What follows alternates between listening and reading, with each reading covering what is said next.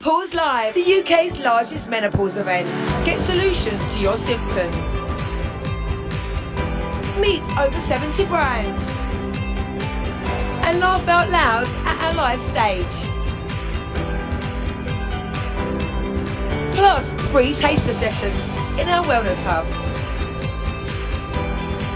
Come and connect with your tribe. Tickets are from just $10.99. Get your sparkle back and head over to pauselive.com.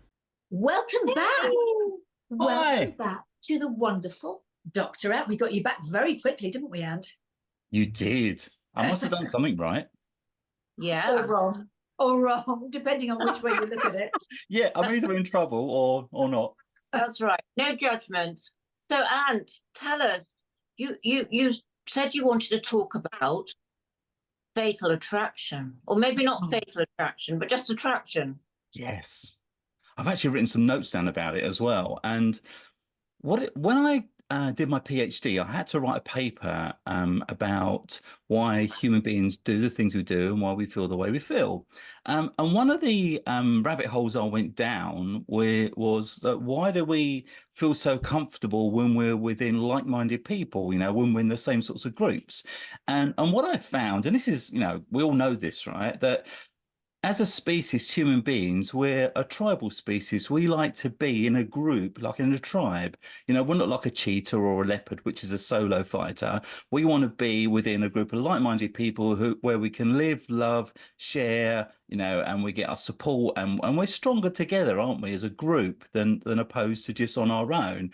And what I found that when we go right back to our roots, I mean, when we dig right into our real root of our DNA as cavemen and cavewomen way back when, it's all about being safe, and about being safe as ourselves, but also safe as a species, so that we can thrive and we can replicate and we can grow as a group and be there to love and support each other.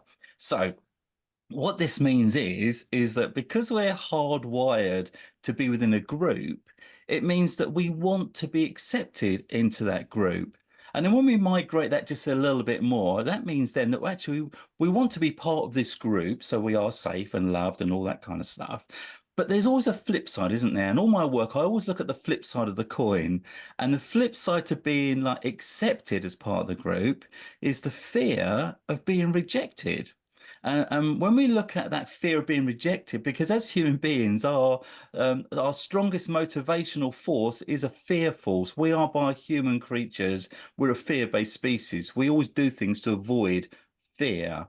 But the challenge with that is that when we're looking at the flip side of, I want to be part of this group, the flip side is, am I good enough?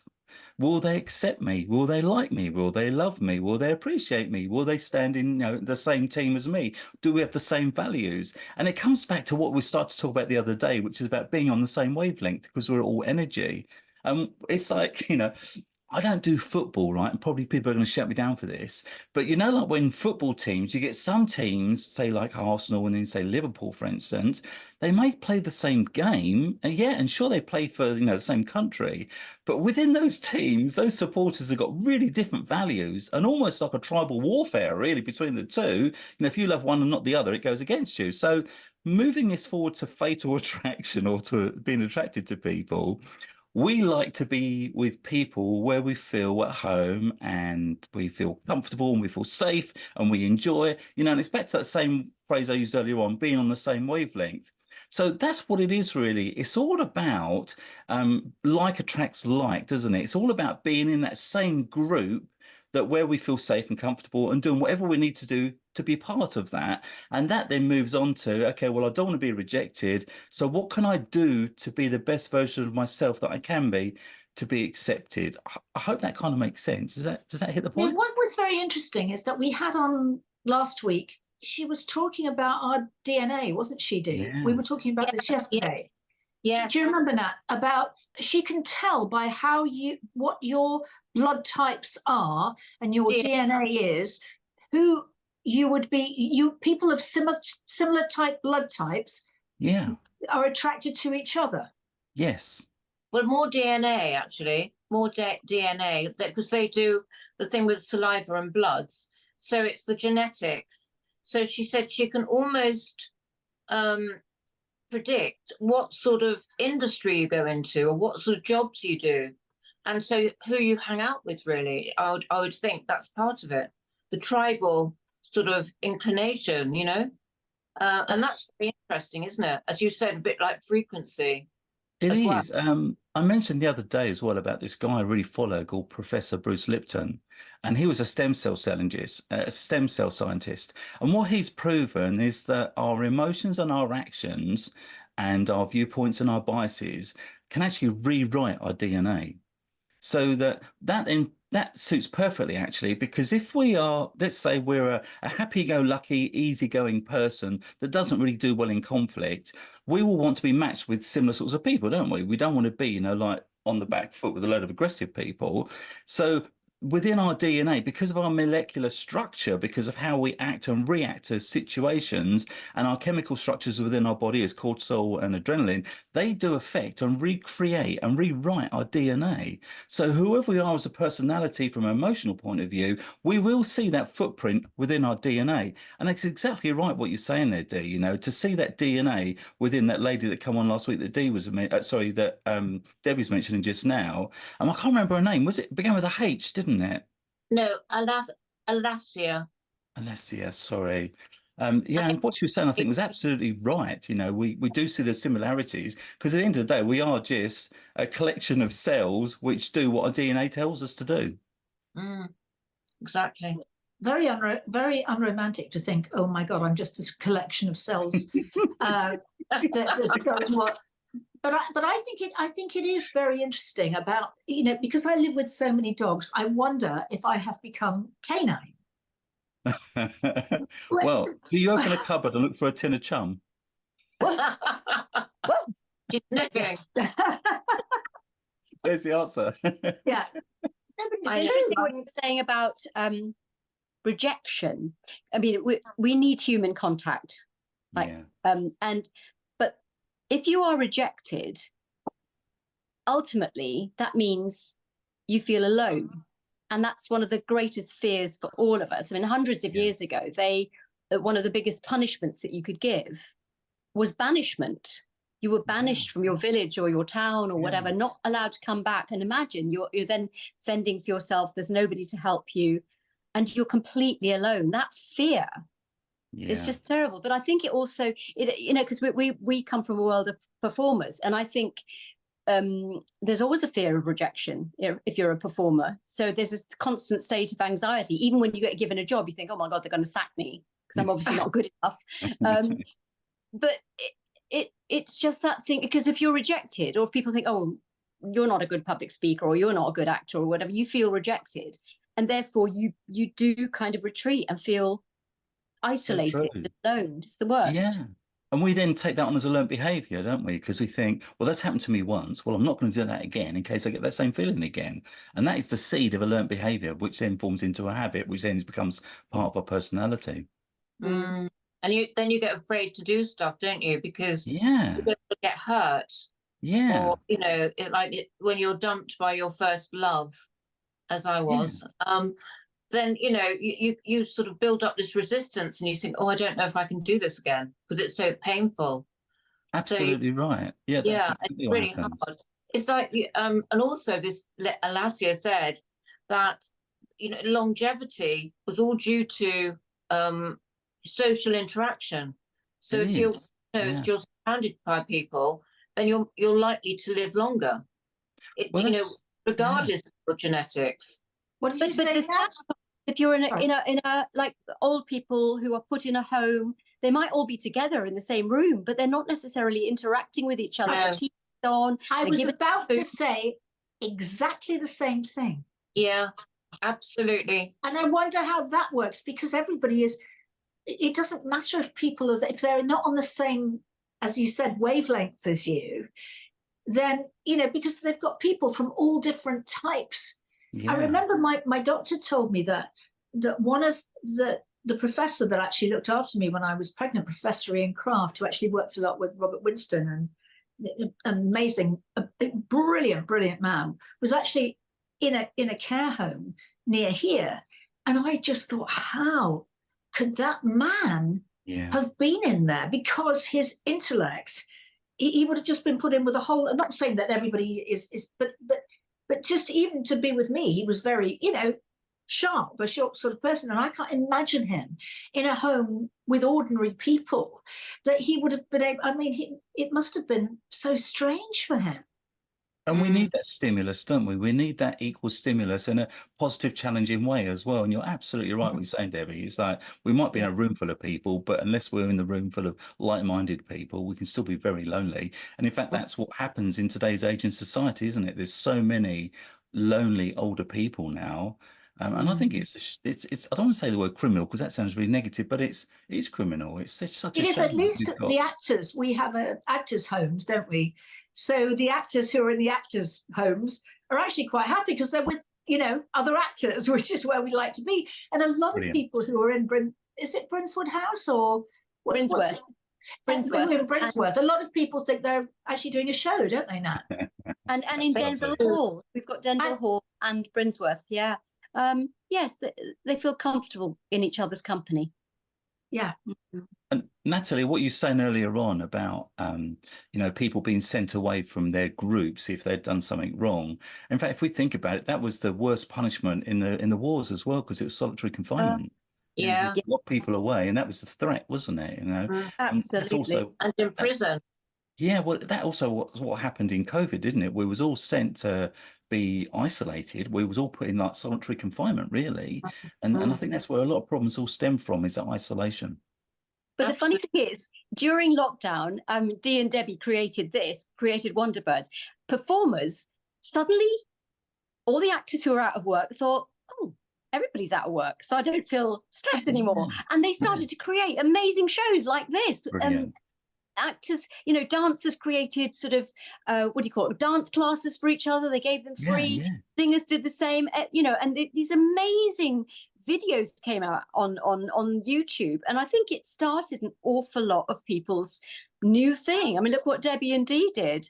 I remember that very first one, Debbie, when you got us all together.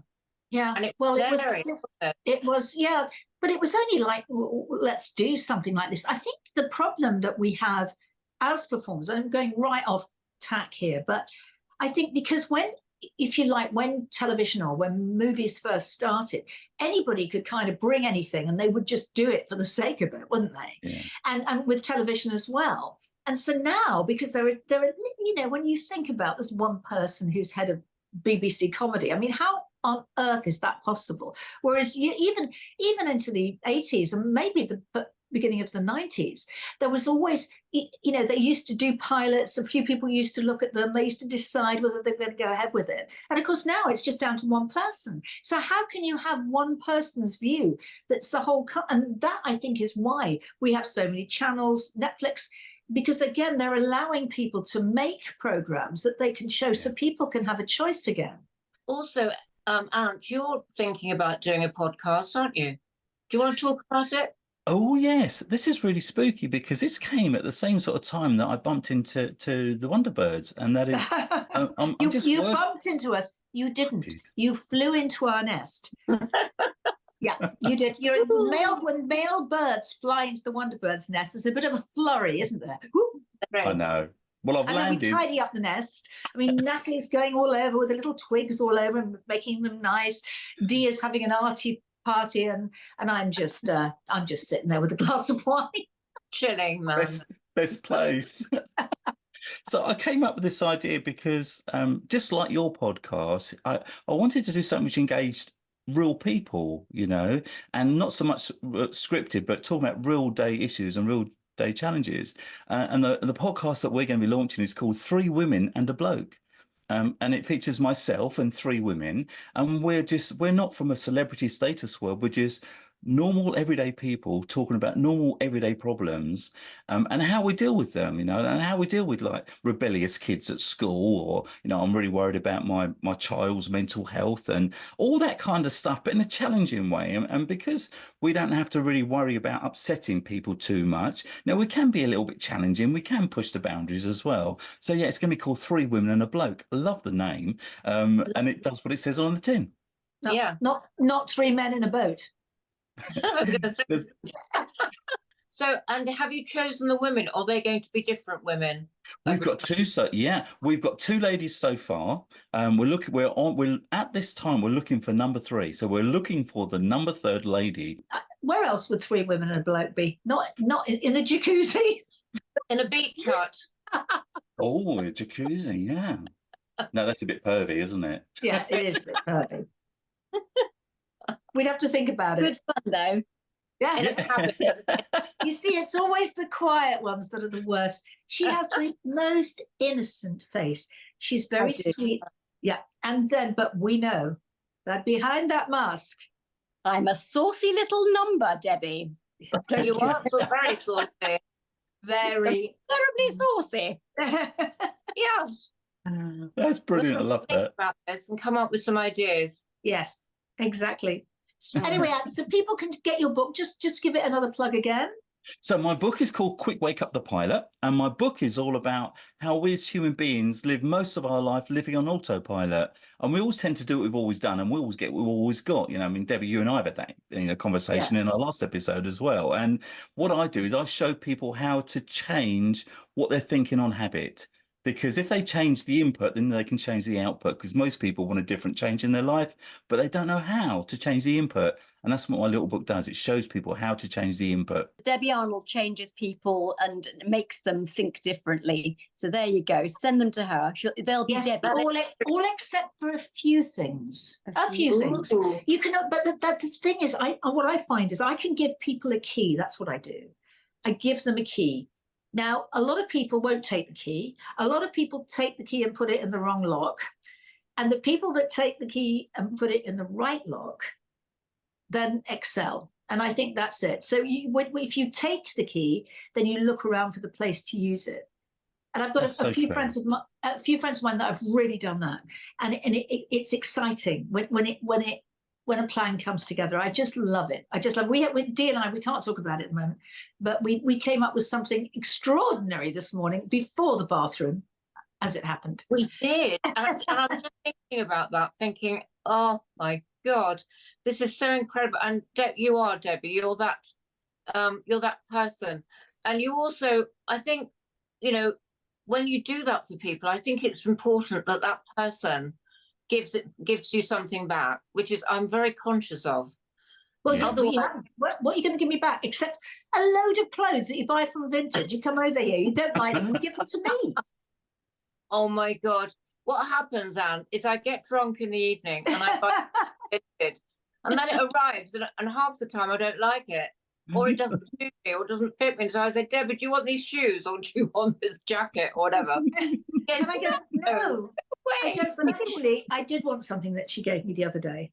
Yes. So thank you very much. So, Auntie, it's been a pleasure as always. Please come back to our nest whenever you have something that you'd like to talk about, or we will invite you if we, as we feel that we might need a male slant on things. Thank you, Anne, for coming to see us. Thanks, Anne. See you soon. You can't listen to this bit; it's private. See you later. Bye. Bye. See you. Bye-bye. Oh, it's nice having a man who speaks so well to women. Do you know what I mean? Yeah, it's very, very respectful, I think. Yeah. Very lovely. So, Gentle. Natalie, tell us where you are. I'm in Devon, and it was pouring with rain, but it's not anymore. Whoa. So I might go for a rather soggy walk in a minute. So, yeah. Whereabouts in Devon? Now, what's it called? It's near Totnes, and it's very lovely. Yeah. And how long are you there for? Just for a week. Lovely. Lovely. It's very clear. We are sitting here in darkest Surrey. I'll say darkest because it is bloody dark outside. And Is it raining? Yesterday it was so sunny, Yeah. and today it is awful. And I bought some new chairs from Argos. At last, I couldn't find any. I don't know. I'm going to ask people, where the hell do you find sun lounger cushions? I couldn't find them anywhere. They were so boring. In the end, I found these sun loungers from Argos, and they are so quirky. And of course, their habitat really, Yeah, the they're habitat. they're really quirky, and I just love them. So my patio now looks, you know, kind of retro. Like I remember from a kid actually having those, and but I love the big sort of the big kind of spots, you know, black and white. It's all very sort of Art Deco, and You must see when you come over. Habitat Pop art. used to be the place where you knew you could get something a little bit quirky. I had some director's chairs for years, and every year Habitat would sell new slings, so you could keep the chair and buy new slings, so you'd feel like new chairs every year, and they've just stopped doing them. It's such a Well, shame. you can get slings. You should have the slings with your names on the back, darling. You get those at Pinewood Studios. you know what you could do is get somebody to make you one or two every Yeah. 2 No, or I 3. haven't think of that. I've been thinking of going and getting the Habitat ones, but again, can't Yeah. get the wide back ones. But Yeah. Habitat was. Do you remember in the sort of 80s in the King's Was Road? it There in was this- King's Road? Yeah. Love Habitat. Oh, I my did as well. goodness. And then it went to Tottenham Court Road, didn't it? It did, next to Heels. Yes, yes. That's Yeah. right. I loved it. But what's so good is that it's now in Sainsbury's. It's cheaper, I isn't know, but it's not the same as walking into a showroom and seeing it No. out. They just would have beautiful room sets. It was always Yeah. something quirky. Yeah. I've still got things that I bought years. In fact, I have a dining table from Habitat. Conran in Marylebone Road, Marylebone High Street is like that, isn't it? You can always find a little something in there that's unusual. I still And I- like Heels. You see, some of our viewers will know this, but the younger viewers will have never been into shops because they've only bought everything online. I know. Oh, tell everyone about the new washing strips that you sent me. Oh, yes. Yes, we'll put a link to it, but they're called Dip. Have you heard of them, Nat? No, So they're dishwasher, for the dishwasher and for the washing machine. Yeah. But I know Dr. Hirschcombe has them for the washing machine. They're sort of washing strips, but the ones for the dishwasher are incredible. My glasses have never been so clean, and they're called Dip. And we'll put a link on that you can, if you follow a code that we've got, then you get it 10% off. We're not being paid. such a good idea though, because you don't have all the packaging and all the, usually you have to take out the little plastic wrappers to put your none of that. And what's also brilliant is that they're tiny sheets, and you just put it into the dishwasher in the cutlery department. But also, if you want to have some dishwasher liquid, you just put it into a bottle and add some water, and that it becomes that. Amazing. And also it protects the machines, because I bought them for the actual washing as well, not just dishwashing. I did both. And also, if you go away, you don't want to take washing powder with you because it goes all over the place. You can just take a few in your bag and do the same Isn't that thing. wonderful? Make it into, you can do hand washes by just putting it into a wash. I've never seen you pick up a dustpan and brush in my life, or a Hoover. I know. I have done. You I could have went knocked me to off. Neil's the other day and I took up a dustpan and brush and cleaned the carpet. Oh, She You are comes a up with clean lots of surprises, and also she made a fantastic salad the other day for Rosie. Just Natalie's mouth is falling wide open. I can't wait to come around for supper. You will. Anyway, we better go. I've got to start cleaning. Bye. Bye.